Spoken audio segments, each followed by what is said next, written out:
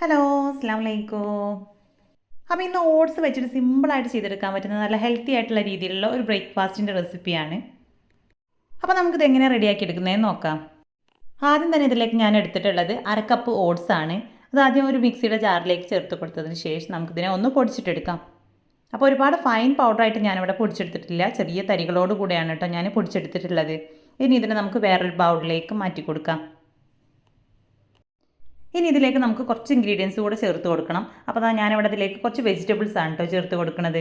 അപ്പോൾ ഒരു 1/4 കപ്പ് വീതം ഗ്രേറ്റ് ചെയ്തെടുത്തിട്ടുള്ള ക്യാരറ്റും ചെറുതായിട്ട് തന്നെ അരിഞ്ഞെടുത്തിട്ടുള്ള നമ്മുടെ സവാളയും ചേർത്ത് കൊടുത്തിട്ടുണ്ട്. ഇനി ഒരു അല്പം മല്ലിയില ചെറുതായിട്ട് അരിഞ്ഞെടുത്തതും എരിവിനായിട്ട് 2 പച്ചമുളക് ചെറുതായിട്ട് അരിഞ്ഞെടുത്തതും കൂടെ ചേർത്ത് കൊടുത്തിട്ടുണ്ട്.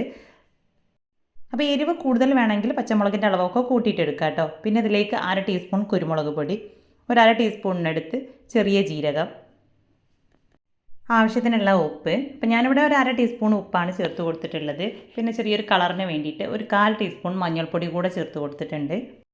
അപ്പോൾ ഇത് ഓപ്ഷനിലാണ് കേട്ടോ. ചെറിയൊരു കളർ കിട്ടാൻ വേണ്ടിയിട്ട് മാത്രമാണ് നമ്മൾ മഞ്ഞൾപ്പൊടി ചേർത്ത് കൊടുത്തിട്ടുള്ളത്. ഇനി ഇതിലേക്ക് ഞാൻ ചേർത്ത് കൊടുക്കുന്നത് ഒരു 1/4 കപ്പ് കടലപ്പൊടിയാണ്. ഇനി നമ്മുടെ വെജിറ്റബിൾസൊക്കെ എല്ലാ ഭാഗത്തേക്കും എത്തുന്ന രീതിയിൽ ആദ്യം നല്ലപോലെ ഇതിനൊന്ന് മിക്സ് ചെയ്തെടുക്കണം. അപ്പോൾ വെജിറ്റബിൾസൊക്കെ ഓരോരുത്തരുടെയും ഇഷ്ടത്തിനനുസരിച്ച് ചേർത്ത് കൊടുക്കാം. അപ്പോൾ ക്യാബേജും ക്യാപ്സിക്കും ഒക്കെ ചെറുതായിട്ട് തന്നെ അരിഞ്ഞെടുത്ത് ഇതിലേക്ക് ചേർത്ത് കൊടുക്കാവുന്നതാണ്. ഇനി ഇതിലേക്ക് കുറേശ്ശെയായിട്ട് വെള്ളം ഒഴിച്ചിട്ട് നമുക്കിതിനൊന്ന് മിക്സ് ചെയ്തിട്ടെടുക്കാം.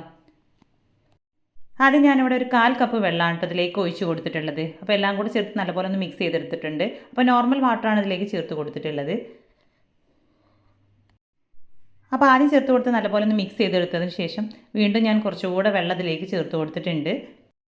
അപ്പോൾ നമ്മുടെ ഈ ഒരു മിക്സ് ഒരുപാട് അങ്ങനെ ലൂസായി പോകരുത് കേട്ടോ. കുറച്ചൊരു തിക്കായിട്ട് തന്നെയാണ് വേണ്ടത്. അപ്പോൾ ഈ ഒരു തിക്കിലാണ് നമ്മുടെ ബാറ്റർ റെഡിയാക്കി എടുത്തിട്ടുള്ളത്. ഇനി ഇതിനെ നമുക്ക് റെസ്റ്റ് ചെയ്യാനൊന്നും വെക്കേണ്ട ആവശ്യമില്ല. ഡയറക്റ്റായിട്ട് തന്നെ റെഡിയാക്കി എടുക്കാം.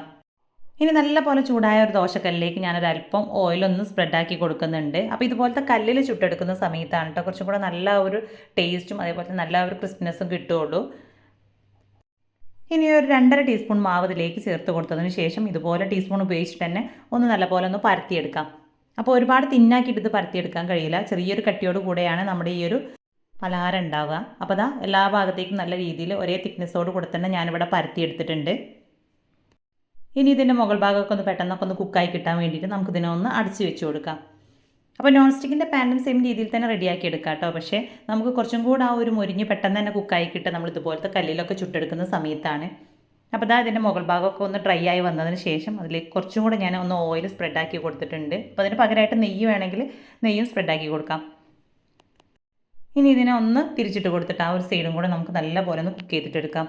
അപ്പോൾ ആ ഒരു സൈഡൊന്ന് കുക്കായി വരുന്ന സമയത്ത് നമുക്ക് വീണ്ടും ഇതിന് മുകളിലായിട്ട് കുറച്ചൊന്ന് നെയ്യോ ഓയിലൊന്ന് സ്പ്രെഡാക്കി കൊടുത്തതിന് ശേഷം വീണ്ടും തിരിച്ചിട്ട് കൊടുക്കാം. അങ്ങനെ 2-3 പ്രാവശ്യം നമുക്കൊന്ന് തിരിച്ചു മറിച്ചിട്ട് കുക്ക് ചെയ്തെടുത്തിട്ടുണ്ടെങ്കിൽ നല്ല അടിപൊളിയായിട്ടുള്ള നമ്മുടെ ഈ ഒരു പലഹാരം ഇവിടെ റെഡി ആയിട്ട് കിട്ടും. അപ്പോൾ വളരെ സിമ്പിളാണ് ഇത് റെഡിയാക്കി എടുക്കാനായിട്ട്.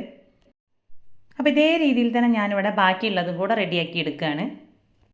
അപ്പോൾ സ്ഥിരമായിട്ട് ഓട്സും ചപ്പാത്തിയും ഒക്കെ കഴിച്ച് മടുത്തവർക്ക് വേണ്ടിയിട്ട് ഇടയ്ക്കൊന്ന് ട്രൈ ചെയ്യാൻ പറ്റിയിട്ടുള്ള ഒരു അടിപൊളിയായിട്ടുള്ളൊരു ഐറ്റം തന്നെയാണ് കേട്ടോ. അപ്പോൾ ഇത് ബ്രേക്ക്ഫാസ്റ്റ് ആയിട്ട് മാത്രമല്ല ഡിന്നറായിട്ടും ട്രൈ ചെയ്യാവുന്നതാണ്. അപ്പോൾ ഇതുപോലൊക്കെ റെഡിയാക്കി എടുക്കുന്ന സമയത്ത് നമുക്കിത് കഴിക്കാനായിട്ട് സെപ്പറേറ്റ് കറിയുടെ ഒന്നും ആവശ്യമില്ല. അത്യാവശ്യം നല്ല സ്പൈസി ആയിട്ടുള്ള രീതിയിൽ തന്നെയാണ് നമ്മളിത് റെഡിയാക്കി എടുത്തിട്ടുള്ളത്.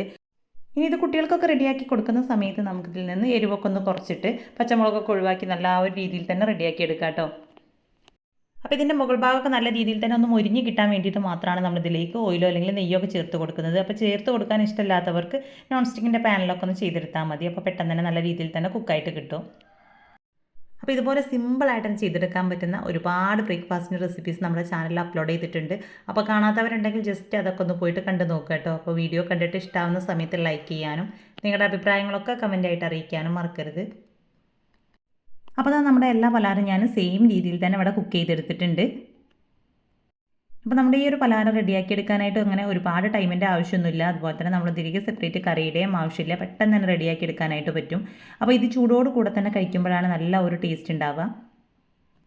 അപ്പോൾ ചിലർക്കൊക്കെ ബ്രേക്ക്ഫാസ്റ്റ് ഡിന്നറായിട്ടൊക്കെ റെഡിയാക്കി എടുക്കുന്ന സമയത്ത് അതിലേക്ക് എന്തെങ്കിലും സെപ്പറേറ്റ് ഒരു കറിയുടെയൊക്കെ ആവശ്യം ഉണ്ടാവും. അങ്ങനെയുള്ളവർക്ക് വേണ്ടിയിട്ട് ഇതേപോലെ നമ്മുടെ ടൊമാറ്റോ സോസോ അല്ലെങ്കിൽ ഉപ്പ് ചേർത്തിട്ടുള്ള പ്ലെയിൻ തൈരൊക്കെ ചേർത്തിട്ട് കഴിക്കാം കേട്ടോ. അപ്പോൾ ഇന്നത്തെ ഈ ഒരു വീഡിയോ ഇഷ്ടമായിട്ടുണ്ടെങ്കിൽ ലൈക്ക് ചെയ്യുക.